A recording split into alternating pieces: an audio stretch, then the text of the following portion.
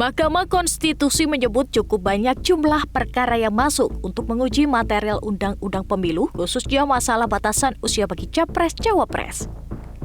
Namun pemeriksaan Mahkamah Konstitusi terkait gugatan batas minimal usia Capres-Cawapres menjadi 35 tahun sudah rampung dilakukan dan putusan tinggal dibacakan.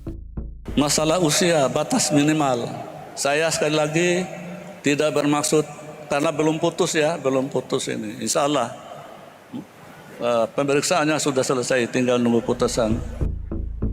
Terbaru, Ketua Mahkamah Konstitusi Anwar Usman dalam acara kuliah umum di Universitas Sultan Agung Semarang menyinggung pentingnya pemimpin muda. Anwar mencontohkan kisah Nabi Muhammad SAW yang sudah ditunjuk menjadi panglima perang saat berusia 17 tahun.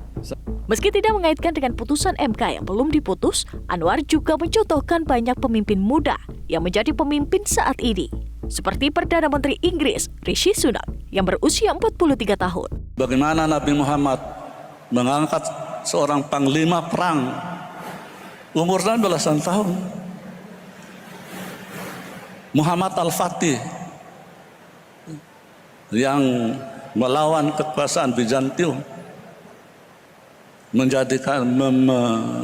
mendobrak Konstantinopel, sekarang menjadi Istanbul. Usianya berapa? 17 tahun. Saya tidak menyinggung ini ya, apapun putusan itu ya. Jangan dikaitkan dulu, ini nggak boleh saya bicara.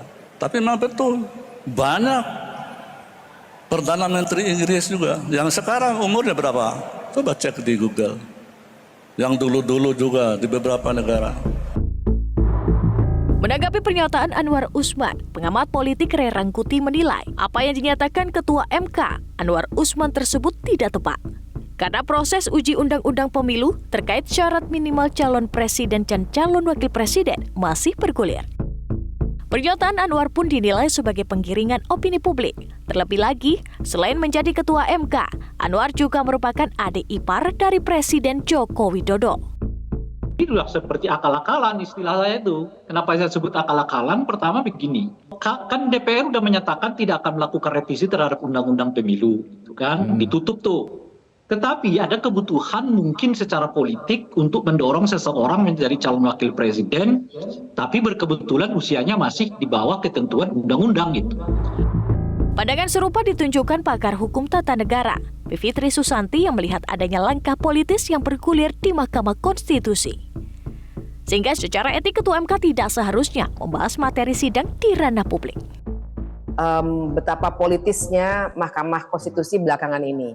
Nah, jadi dengan ada dua pola itu, saya masih berani bilangnya hanya 50-50 begitu ya, karena tentu saja harapan kita besar supaya Mahkamah Konstitusi terus konsisten, tapi kita juga punya faktor lain, apalagi tadi sudah ditayangkan bagaimana Ketua MK dalam beberapa acara kemarin-kemarin itu seakan-akan sudah memberikan sinyal, paling tidak menurut publik, memang seharusnya Ketua MK tidak boleh berkomentar sama sekali soal perkara, tapi itu etik beliau ya yang saya kira sudah sering dipertanyakan, dan tentu saja juga ada kaitannya dengan fakta bahwa Ketua MK adalah adik ipar dari Pak Jokowi, padahal disinyalir bahwa salah satu permohonan yang diajukan oleh PSI itu untuk anak Pak Jokowi. Uji materi ini pun bertalian dengan isu santernya putra sulung Presiden Joko Widodo, Gibran Rakabuming Raka, yang disiapkan untuk maju sebagai cawapres. Pasalnya usia Gibran saat ini baru 36 tahun dan tidak memenuhi syarat sesuai aturan undang-undang. Tim Liputan, Metro TV. Jelajahi cara baru mendapatkan informasi. Download Metro TV Extend sekarang.